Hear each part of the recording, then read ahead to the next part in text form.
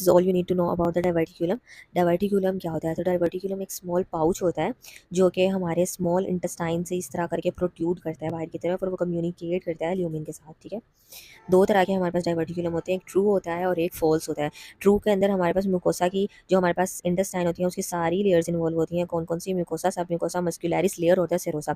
जबकि जो फॉल्स होता है, फॉल्स के अंदर सिर्फ हमारे पास म्यूकोसा और सब म्यूकोसा, ये दो लेयर्स होती हैं इन्वॉल्व। ठीक है, तो जो फोर्स डाइवर्टिकुलम होता है, अभी मैंने बताया कि उसमें म्यूकोसा और सब म्यूकोसा की हर्निएशन होती है थ्रू मस्कुलर लेयर, और इसमें जो ब्लड वेसल्स होती हैं वो पेनिट्रेट जब करती हैं मस्कुलर लेयर को, ठीक है, तब ये होता है मोस्टली। ये एसिम्टोमेटिक होता है और यूजुअली ये हमारे पास कोज करता है वैगस डिस्कम्फर्ट को।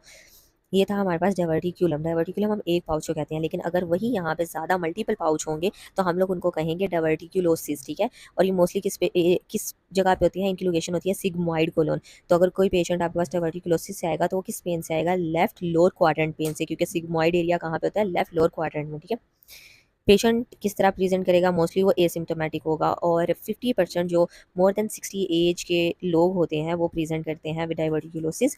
और होती क्यों है डाइवर्टिकुलोसिस? जो डाइवर्टिकुलोसिस है वो इंक्रीज्ड इंट्राल्यूमिनल प्रेशर की वजह से, या फिर कोलोनिक वॉल्स अगर वीक हों तो उस वजह से हमारे पास डाइवर्टिकुलोसिस होती है।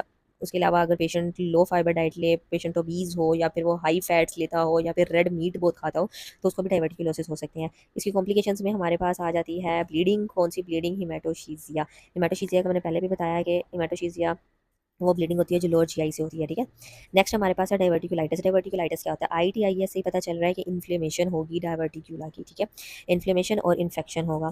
पेशेंट कैसे प्रेजेंट करेगा? लेफ्ट लोअर क्वाड्रेंट पेन से करेगा, फीवर से करेगा, और ल्यूकोसाइटोसिस के साथ करेगा। कॉम्प्लिकेशंस में एब्सेस होगी, फिस्टुला होगा। फिस्टुला क्या होता है? एब्नॉर्मल कनेक्शन होता है दो ऑर्गन्स के दरमियान। तो कौन सा फिस्टुला होगा? कोलोवेसिकल फिस्टुला होगा, जिसकी वजह से न्यूमेटोयूरिया होगा। न्यूमेटोयूरिया क्या होता है? न्यूमेटोयूरिया होता है जब हमारे यूरिन में एयर आना शुरू हो जाए। ऑब्स्ट्रक्शन होगी। ऑब्स्ट्रक्शन क्यों होगी? क्योंकि इन्फ्लेमेशन हुई है, उसकी वजह से स्टेनोसिस हुई है, तो ऑब्स्ट्रक्शन हो जाएगी। परफोरेशन होने की वजह से पेरिटोनाइटिस होगा। पेरिटोनाइटिस होता है इन्फेक्शन होता है एब्डोमिनल कैविटी। ब्लीडिंग होगी। कौन सी ब्लीडिंग? हिमेटोशीजिया। क्विक डिफरेंस करें अगर हम लोग डाइवर्टिकुलम में, डाइवर्टिकुलोसिस में और डाइवर्टिकुलाइसिस के अंदर, तो डाइवर्टिकुलम के अंदर एक पाउच होता है, डाइवर्टिकुलोसिस के अंदर मैनी पाउचेस होते हैं, और डाइवर्टिकुलाइटिस हमारे पास इन्फेक्टेड पाउचेस होते हैं।